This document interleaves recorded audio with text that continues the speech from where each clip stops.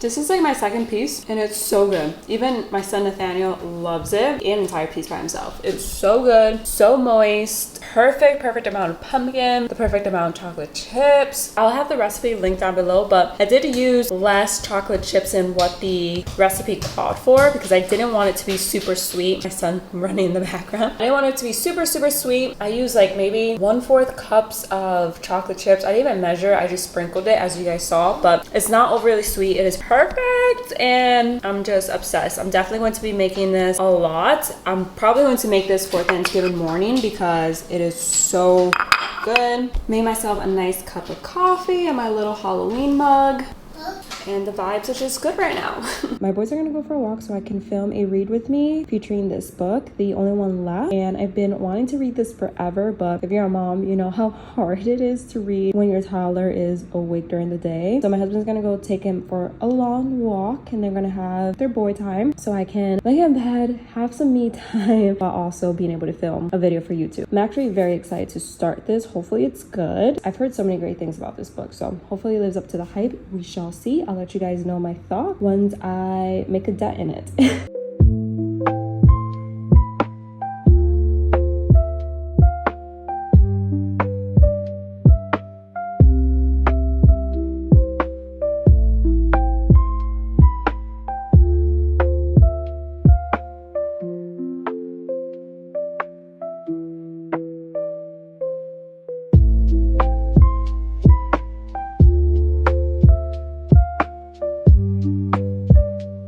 Time. I ordered a couple books on Amazon for my fall reading TBR and I want to share them with you guys. I think I picked up some really cozy reads. I hope that they're good.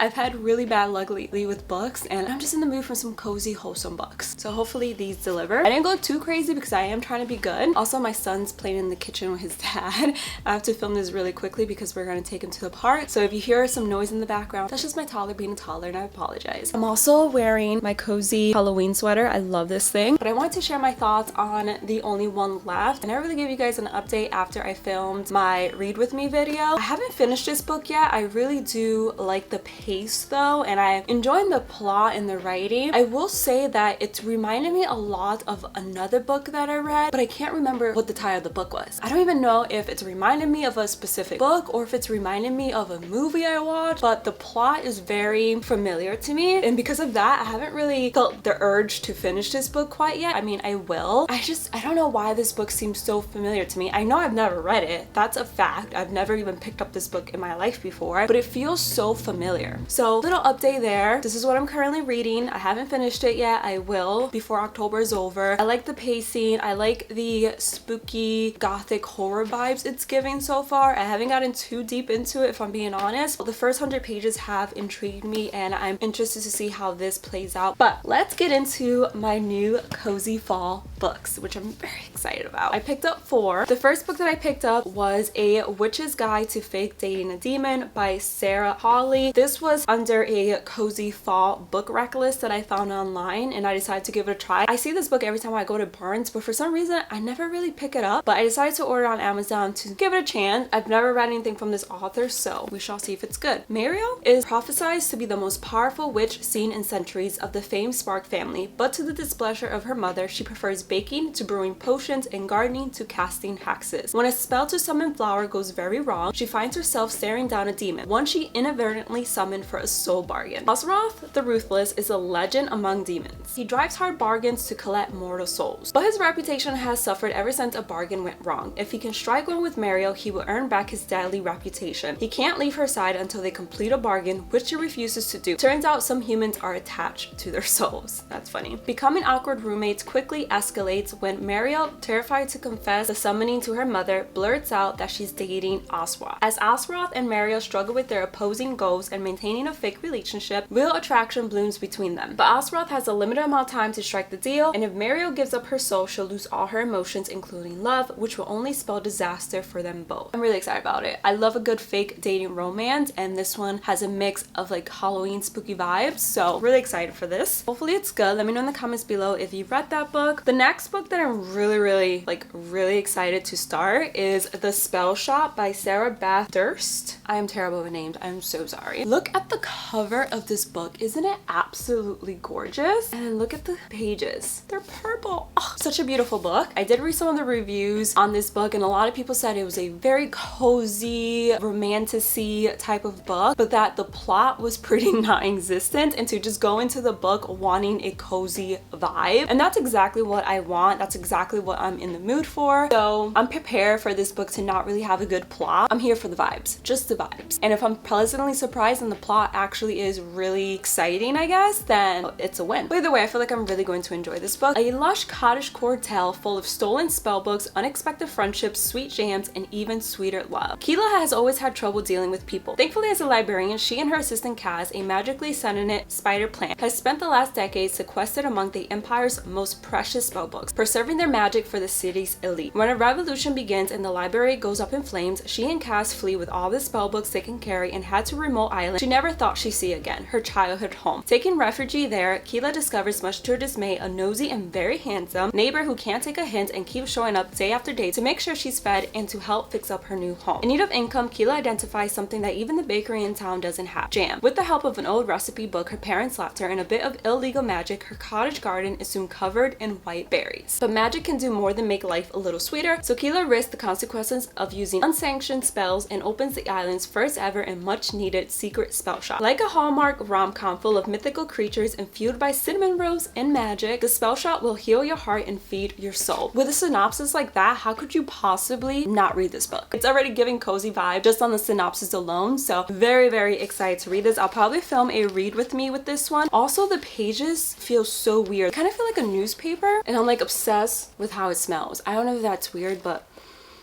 I'm obsessed with how this book smells.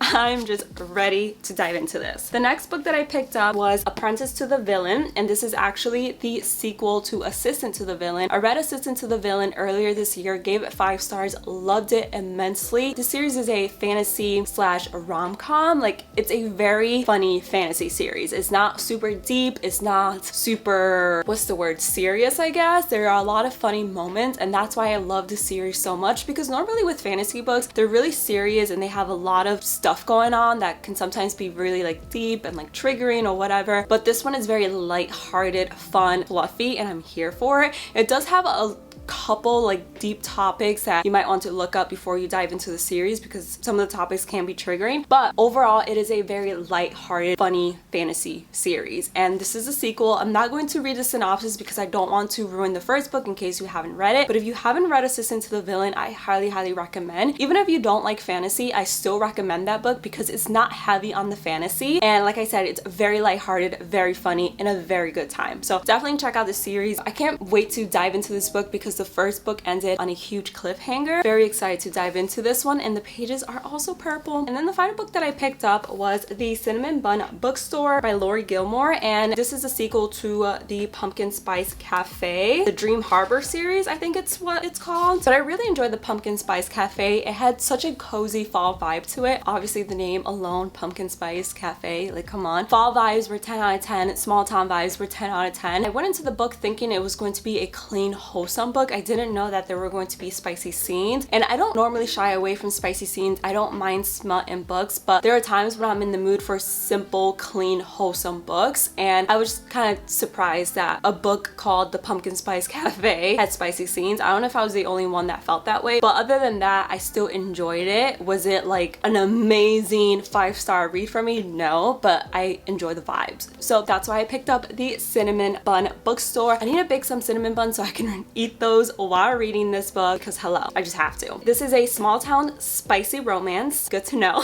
When a secret message turns up hidden in a book in the Cinnamon Bun bookstore, Hazel can't understand it. As more secret codes appear between the pages, she decides to follow the trail of clues. She just needs someone to help her out. Gorgeous and outgoing fisherman Noah is always up for an adventure, and a scavenger hunt sounds like a lot of fun. Even better that the cute bookseller he's been crushing on for months is the one who wants his help. Hazel didn't go looking for romance, but as the treasure hunt leads her and Noah around Dream Harbor, their undeniable chemistry might be just as hot as the fresh out of the oven cinnamon buns the bookstore sells. That is adorable. The cover, another absolutely beautiful cover. So yeah, these are the books that I will be reading for the rest of the fall season. November's next week, so we have a few weeks to go before winter officially starts, but very excited to read these, and I'll let you guys know my thoughts on them once I do read them. Very happy with my recent Amazon book haul.